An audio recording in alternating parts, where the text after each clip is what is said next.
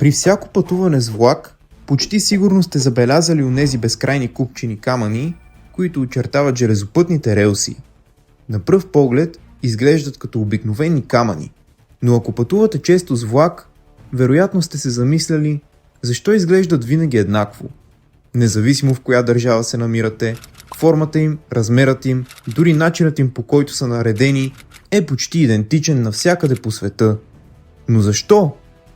Тези натрушени камъни не са случайно поставени там.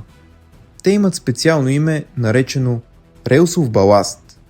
По-конкретно, баластът на коловоза представлява леглото, върху което се полагат траверсите, или така наречените железопътни връзки.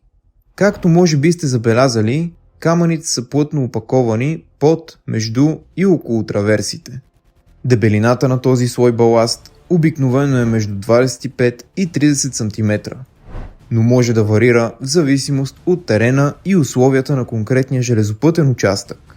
Баластът под железопътните коловози обикновено се състои от натрушени скали или камъни.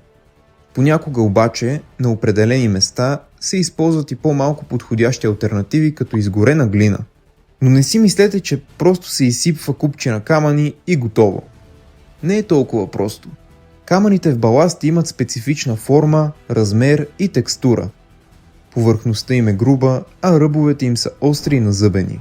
Така се заключват един в друг като пъзел и остават стабилни дори под тежестта на преминаващите влакове.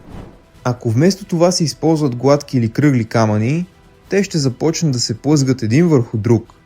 И с времето баластът ще загуби своята здравина и стабилност.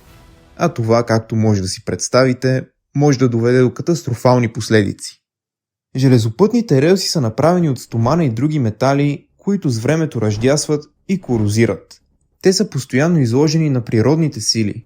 От екстремна жега и проливни дъждове до растителност и общо износване. Затова баластът под релсите не е просто част от пейзажа. Той е един от най-важните елементи, които защитават железопътната линия. И го прави по няколко ключови начина. Първо, задържа железопътните връзки на място.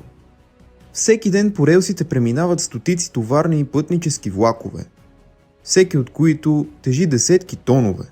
Представете си какъв натиск се упражнява върху всяка железопътна връзка. Баластът държи всичко стабилно. Не позволява връзките да се движат нито настрани, нито напред, нито назад, когато влакът преминава. Без него цялата структура просто би се разпаднала под тежестта. 2. Разпределя натоварването. Влаковете са изключително тежки, а баластът играе ролята на буфер, който равномерно разпределя тежестта им.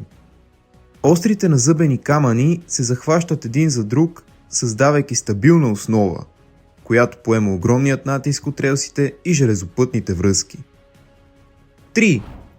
Амортизира вибрациите. Всеки преминаващ влак създава силни вибрации. Баластът ги абсорбира, омекотява движението и намалява ударите. Така не само релсите се пазят по-дълго, но и пътуването е по-комфортно. Следващият път, когато се возите във влак, обърнете внимание. Ще усетите разликата, ако преминете през участък без баласт. 4. Осигурява дренаж. Дъждът е един от най-големите врагове на железниците. Ако водата се задържи около релсите, тя може бързо да причини ръжда и да отслаби структурата. Баластът позволява на водата да се оттича бързо, предотвратявайки наводнение и задържане на влага около железопътните връзки. 5. Предотвратява растеж на растителност. Звучи странно, но тревата и плевелите също са заплаха за железопътната линия. Корените им могат да изместят камъните, да отслабят стабилността и дори да повдигнат железопътните връзки. Баластът не позволява растенията да се развиват около релсите, като така запазва трасето чисто и безопасно. 6. Намалява шума. Движещият се влак е шумен, особено за хората извън него. Баластът със своята неравна повърхност поглъща част от звуковите вълни и значително намалява шума. Без него влаковете биха звучели далеч по-шумно и натрапчиво. 7.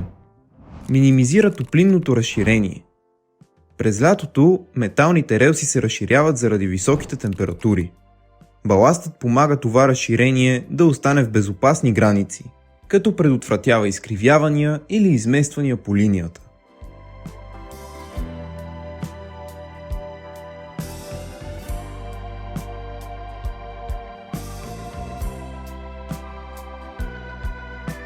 Както виждате, релсовият баласт е много повече от просто купчи на камъни. Той е скритият герой на железопътната инфраструктура. Предпазва релсите, намалява износването и гарантира безопасността на пътниците. Може би си мислите, че щом веднъж се постави, той остава там завинаги. Но не е така. С времето между камъните се натрупва прах и кал, което намалява тяхната ефективност. Затова баластът трябва редовно да се почиства и подменя. Съществуват дори специални машини, наречени баласточистачи, които премахват замърсяванията и поддържат системата в оптимално състояние. Удивително е как нещо толкова просто като натрошени камъни може да бъде основата на индустрия, която свързва градове, държави и милиони хора по целия свят. Ако това видео ви е харесало, ударете по един палец нагоре и се абонирайте за канала.